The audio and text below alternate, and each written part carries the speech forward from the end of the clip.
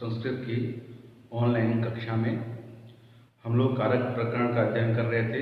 आज हम लोग अपादान कारक या पंचमी विभक्ति का अध्ययन करेंगे। सबसे पहले पंचमी विभक्ति का विधान करने वाला सूत्र कौन है वह देखते हैं। आइए, सूत्र है अपादाने पंचमी, अर्थात अपादान कारक में पंचमी विभक्ति होती है। अब यह जानना आवश्यक है कि अपादान कारक किसे कहते हैं या किन किन सूत्रों से अपादान कारक संज्ञा होती है। जिस किसी भी वाक्य में जो कोई शब्द अपादान होगा उसमें अपादाने पंचमी सूत्र के द्वारा पंचमी विभक्ति का विधान हो जाएगा। पहला सूत्र है अपादान संज्ञा करने वाला ध्रुवमपाये पादानम। ध्रुवमपाये पादानम, इस सूत्र को विश्लेषित करिए। ध्रुवम अपाये अपादानम।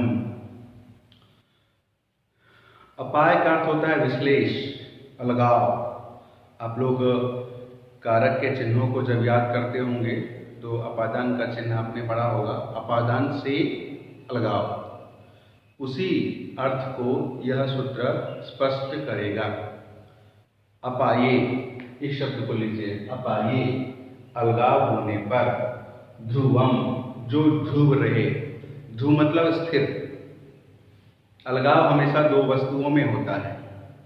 जिन दोनों में अलगाव हो रहा हो उनमें से अलगाव के बाद जो स्थिर रहे वही अपादान है, वही अपादानम। अपाये ध्रुवम अपादानम। अपाये विश्लेषी, अलगाव होने पर, यद ध्रुवम जो स्थिर है वही अपादानम, वही अपादान है। जैसे वृक्ष से पत्ते गिरते हैं, बहुत प्रचलित उदाहरण है। वृक्ष से पत्ते गिरते हैं, इस वाक्य में वृक्ष और पत्ते में अलगाव हो रहा है, विश्लेष हो रहा है, अपाय हो रहा है। तो इस अलगाव की प्रक्रिया में पत्ते अलग होके जमीन पे गिर जाते हैं, वृक्ष वैसा ही रहता है, तो वृक्ष क्या हो जाएगा? अपादान।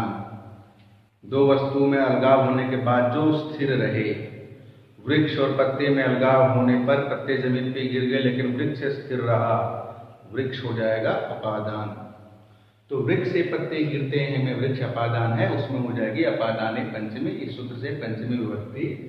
तो क्या शब्द बनेगा? वृक्षात। पत्ते गिरते हैं तो पत्ते, चूंकि बहुवचन है इसलिए पत्राणि नपुंसकलिंग का शब्द है।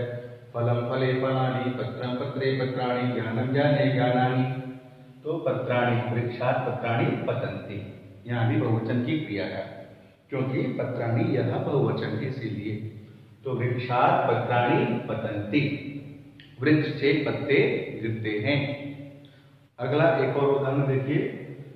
तुम घर से विद्यालय जाते हो, इस वाक्य में तुम जो कर्ता है वह घर से विद्यालय जा रहा है, तो तुम इस कर्ता में और घर में अलगाव हो रहा है, तो वह तो विद्यालय चला गया, घर अपनी जगह पे ध्रुव रहा, स्थिर रहा, तो घर की हो जाएगी अपादान संज्ञा, उसमें होगी पंचमी विभक्ति गृहात्। राम का पंचमी रामात्, गृह का पंचमी गृहात्। त्वं गृहात् विद्यालयम गच्छसि, तुम घर से विद्यालय जाते हो। तो इस प्रकार कहीं पर भी दो वस्तुओं में अलगाव होने पर जो स्थिर रहे, इतना आपको ध्यान में रखना है, जो स्थिर रहे वही अपादान होगा। बंदर पेड़ से कूद गया, तो बंदर और पेड़ में अलगाव हुआ कि नहीं हुआ? बंदर कूद गया, उसका स्थान परिवर्तित हो गया, लेकिन पेड़ अपनी जगह स्थिर है। वानरः वृक्षात् कूर्दति, वृक्ष का वृक्षात्, क्योंकि वो ध्रुव है अलगाव होने के बाद। वह छत से कूदता है, वह छत से कूदता है, इस वाक्य में छत से कूदना में अलगाव हो रहा है। सह प्रासादात कूर्दति। ठीक है, तुम बगीचे से फूल लाते हो। इस वाक्य में बगीचे और फूल में अलगाव हो रहा है ना, तो बगीचा हो जाएगा अपादान। त्वम उद्यानात्, उद्यान का उद्यानात् पंचमी पुष्पम आनयसि। तुम बगीचे से फूल लाते हो। तो इस प्रकार किसी भी वाक्य में अलगाव की स्थिति बने तो जो स्थिर रहे उसकी अपादान संज्ञा और उसमें पंचमी विभक्ति हो जाएगी। यह इस सूत्र का विश्लेषण हो गया। अब एक शंका जो आपके मन में आ सकती है, आई या नहीं ये नहीं पता। जैसे एक वाक्य है कि वह दौड़ते हुए घोड़े से गिर गया। इस वाक्य में दौड़ते हुए घोड़े से गिरना में अलगाव तो हो रहा है, लेकिन गिरने के बाद घोड़ा स्थिर नहीं रहा बल्कि वो व्यक्ति गिर गया अपनी जगह पे। तो दोनों में अपादान कौन होगा?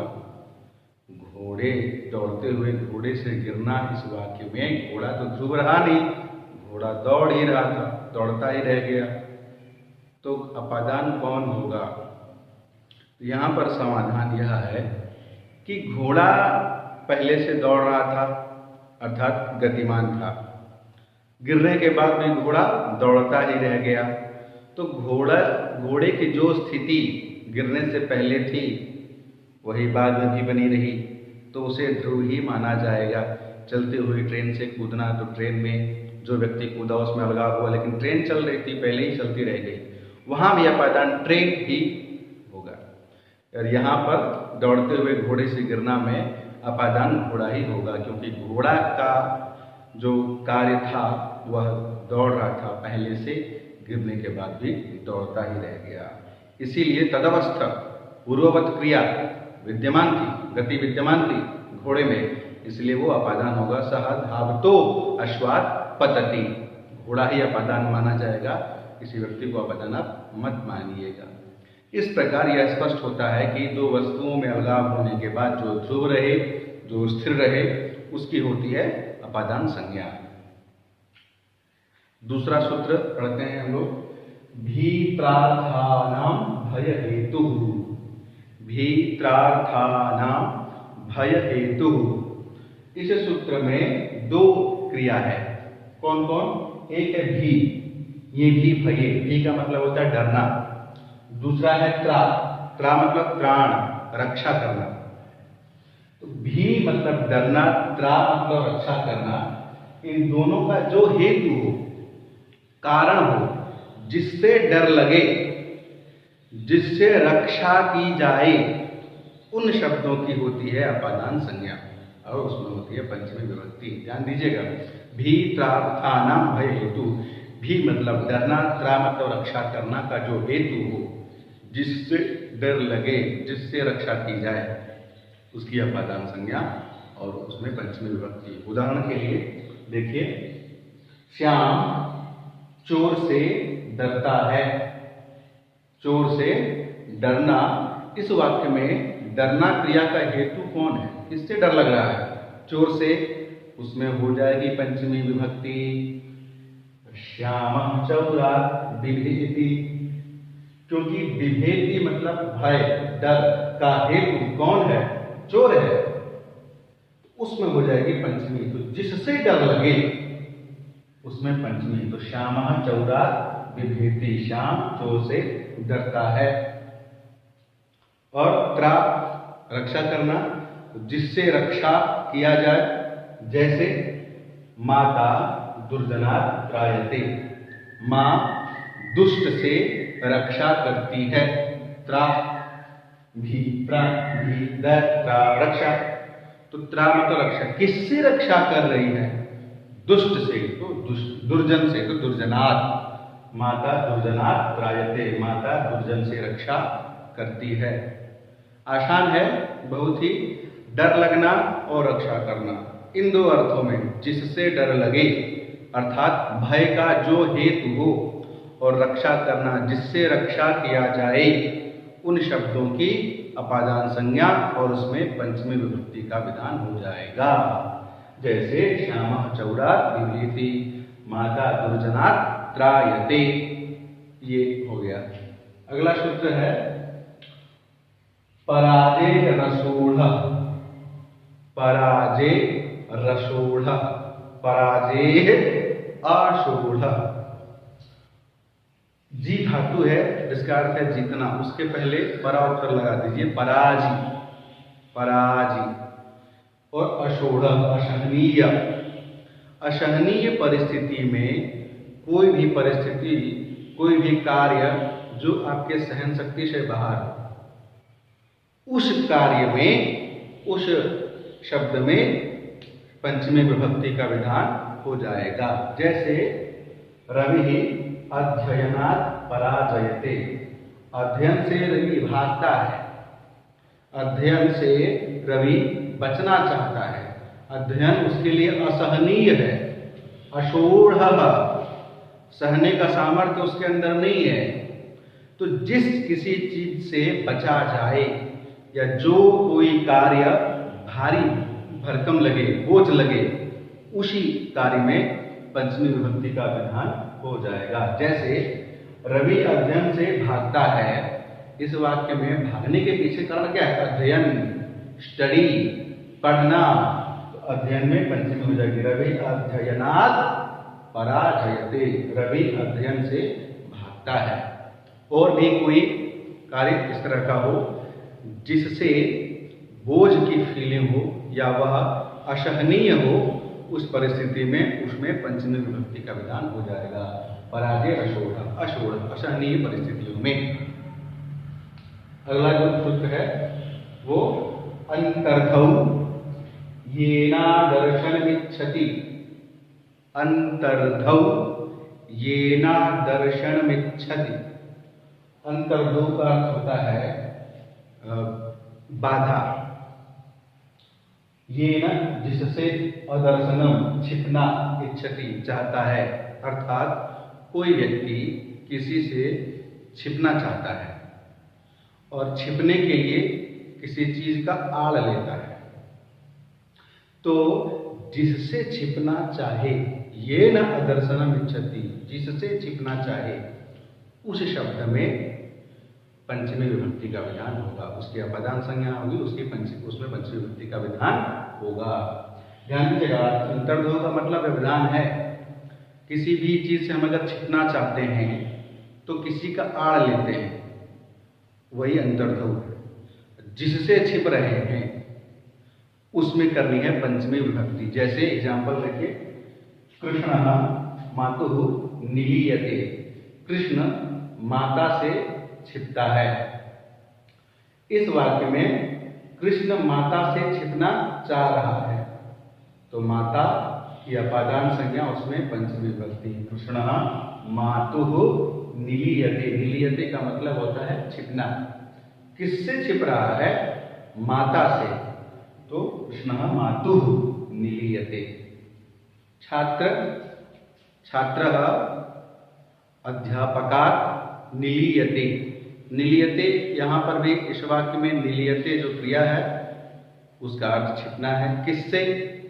अध्यापकः, उसमें भी पंचमी विभक्ति अध्यापकात्, छात्रः अध्यापकात् निलीयते।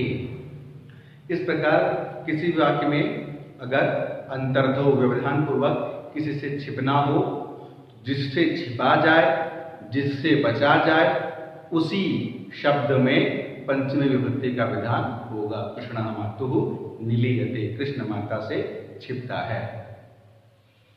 अगला एक और महत्वपूर्ण सूत्र, भुवः प्रभवः, भुवः प्रभवः। कर्ता कहीं से भी अगर उत्पन्न हो रहा हो, भुवः उत्पन्न होना, प्रभवः जिससे उत्पन्न हो रहा हो, स्रोत जो हो, उस स्रोत में पंचमी विभक्ति होगी, उसकी अपादान संज्ञा होगी। ध्यान दीजिएगा, किसी भी चीज का प्रादुर्भाव, उत्पत्ति, जन्म जहां से हो, तो उस जगह में जहाँ से जन्म होगा उस जगह में पंचमी विभक्ति का विधान होगा। किसी भी शब्द, व्यक्ति, वस्तु की उत्पत्ति का जो मूल हो, जो हेतु हो, जो कारण हो, उसकी अपादान संज्ञा होगी भुवः प्रभवः सूत्र के माध्यम से। जैसे एग्जाम्पल देखिए, गंगा हिमालय से निकलती है, गंगा का प्रादुर्भाव हो रहा है। कहाँ से? हिमालय से। गंगा के उत्पत्ति का, उद्गम का स्रोत क्या है? हिमालय। तो भुवः प्रभवः, भुवः गंगा, प्रभवः कुतः प्रभवती? हिमालय, हिमालयतः।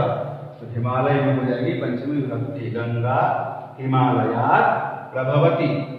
गंगा हिमालय से निकलती है। आसान है सूत्र का अर्थ। किसी भी वस्तु की उत्पत्ति जहां से हो रही हो तो उत्पत्ति स्थल में पंचमी विभक्ति का विधान करना है। गंगा हिमालयात् प्रभवती, गंगा हिमालय से निकलती है। ज्ञानम बुद्धेः प्रभवती, ज्ञान बुद्धि से निकलता है। इस प्रकार बस इतना ध्यान रखिएगा कि किसी भी वस्तु की उत्पत्ति का जो स्रोत हो, जो मूल हो, जो हेतु हो, जो कारण हो, उसमें पंचमी विभक्ति का विधान किया जाएगा। एक और महत्वपूर्ण नियम है, उसका भी अध्ययन करना आवश्यक है, और यह नियम जो है वह वैकल्पिक नियम है। इसको आप ऑप्शनल कह लीजिए। आपके मस्तिष्क के ऊपर निर्भर करता है कि आप करना क्या चाहते हैं। कंफ्यूजन हो रहा है, आइए अब कंफ्यूजन दूर करते हैं। नियम क्या है? पृथक विना नानान्यतरस्याम, पृथक बिना नानान्यतरस्याम। नियम निमित्त 3 शब्द हैं यहाँ पर। कौन कौन? पृथक पहला, विना दूसरा, नाना तीसरा। अर्थात पृथक, बिना और नाना, इन तीनों शब्दों के योग में, इन तीनों शब्दों का अर्थ क्या है? पृथक का मतलब आपको पता होगा, अलग। नाना और बिना, बिना और नाना, इन दोनों का अर्थ है बिना, मेरे बिना, तुम्हारे बिना, जो हिंदी में बोलते हैं। उसी बिना शब्द के लिए नाना और बिना, यह 2 शब्द संस्कृत में हैं। इन दोनों ही शब्दों और पृथक, ये इन तीनों ही शब्दों के योग में द्वितीया, तृतीया और पंचमी तीनों विभक्तियों का विधान आप कर सकते हैं। ये कहाँ से अर्थ निकाल लिए हम? तीनों विभक्तियों को कहाँ से ले आए? तो यहाँ पे एक शब्द है अन्यतरस्याम, पृथक बिना नाना अन्यतरस्याम। यह जो अन्यतरस्याम शब्द है, यह शब्द वैकल्पिक अर्थ को बताने के लिए संस्कृत व्याकरण शास्त्र में प्रयुक्त होता है। अन्यतरस्याम मतलब वैकल्पिक, ऑप्शनल। आपके हाथ में पावर दे दिया गया, आप चाहें तो द्वितीया विभक्ति करिए, कोई प्रॉब्लम नहीं। आप चाहें तो तृतीया कर दीजिए, कोई दिक्कत नहीं। आप चाहें तो पंचमी कर दीजिए, कोई समस्या नहीं। ये 3 विभक्तियां इन तीनों शब्दों के योग में ऑप्शनल हैं। आप चाहें तो द्वितीया करिए, चाहे तो तृतीया करिए, चाहे तो पंचमी करिए, आपका वाक्य पूरी तरह से शुद्ध माना जाएगा। यह अन्यतरस्याम शब्द इस सूत्र में नियम कर देता है। इस नियम को विस्तृत रूप से जानने के लिए हम लोग उदाहरण देखते हैं। उदाहरण क्या है? राम के बिना अयोध्या सूनी है। यह वाक्य है। इस वाक्य को तीनों ही विभक्तियों का प्रयोग इस वाक्य में किस प्रकार किया जाता है, उसको जानने के लिए हम लोग एक एक करके तीनों विभक्तियों का प्रयोग करेंगे, तीनों शब्दों का भी प्रयोग करेंगे। राम के बिना अयोध्या सूनी है। यहाँ पर जो सूनी शब्द है वह बिना, राम के बिना कारण है, इसलिए ऐसा प्रयोग किया गया है। अब इसका अनुवाद बनाते हैं। यहाँ पर बिना शब्द है और इसके लिए 3 शब्द, 2 शब्द है, बिना और नाना। पृथक भी कर सकते हैं। राम अयोध्या से अलग है तो अयोध्या सूनी है। राम अयोध्या में नहीं है तो राम के बिना अयोध्या सूनी है। राम के नाना अयोध्या सूनी है। जैसे आप अनुवाद बनाएंगे तो कैसे बनेगा?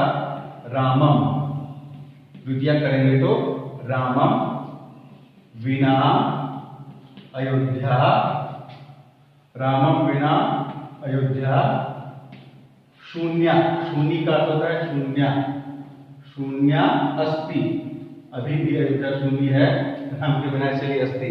यहाँ आसित भी कर सकते हैं, राम के बिना अयोध्या शून्य थी। रामम बिना अयोध्या शून्य अस्ति। अब इसी अर्थ को बताने के लिए बिना की जगह आप नाना लिख दीजिए, तो क्या बनेगा? रामम नाना, रामम नाना अयोध्या शून्य अस्ति। अर्थ वही रहेगा, राम के बिना अयोध्या शून्य है। अब नाना की जगह आप पृथक शब्द का भी प्रयोग करेंगे तो भी वाक्य आपका शुद्ध रहेगा। रामम पृथक अयोध्या शून्य अस्ति। अर्थ वही, राम के बिना अयोध्या शून्य है। ठीक है, तीनों शब्दों का प्रयोग हम लोगों ने देख लिया। अब ये जो अन्य तरस्याम नियम करता है कि कोई भी विभक्ति लगाइए आपका वाक्य शुद्ध होगा, तो हमने द्वितीय का प्रयोग किया रामम। अब रामम की जगह आप अगर रामेण कर देते हैं, रामेण पृथक अयोध्या शून्य अस्ति, वाक्य सही है। पृथक की जगह आप बिना लिख दीजिए, रामेण बिना अयोध्या शून्य, वाक्य सही है। रामेण की जगह आपको अगर पंचमी विभक्ति करने की इच्छा है तो रामात कर दीजिए, रामात बिना अयोध्या शून्य अस्ति।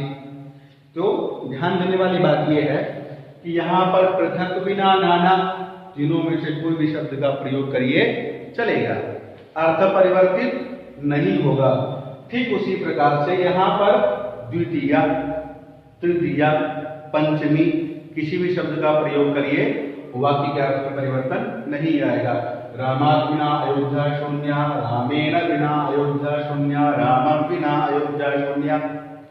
रामम करिए, रामेण करिए या रामात करिए, वाक्य का अर्थ आपका वही रहेगा।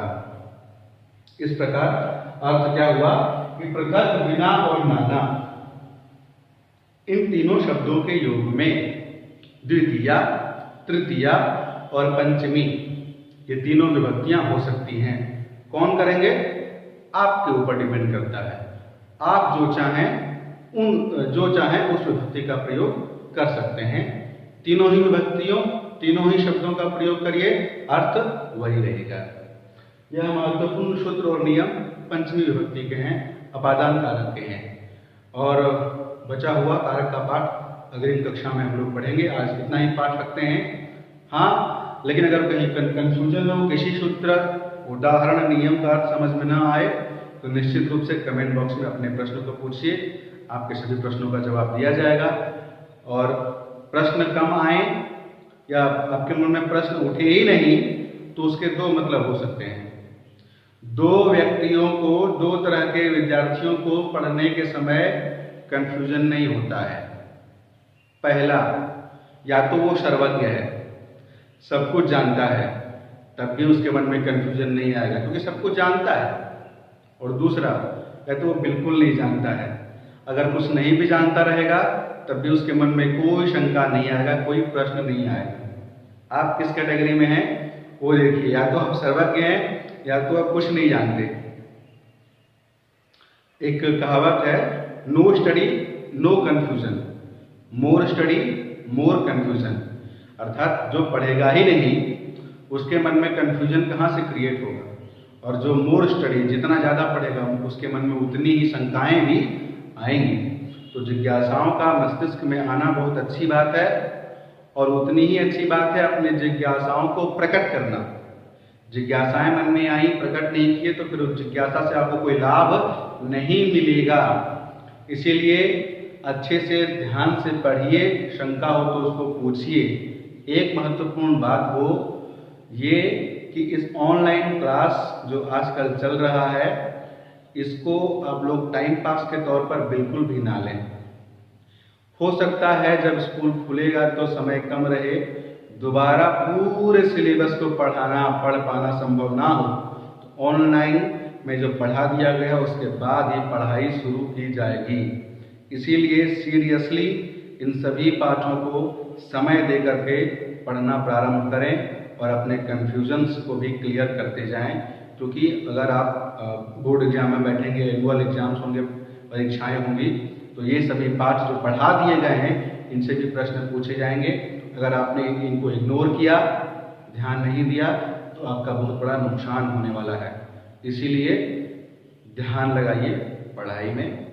शंका हो निसंकोच पूछिए। बहुत बहुत धन्यवाद।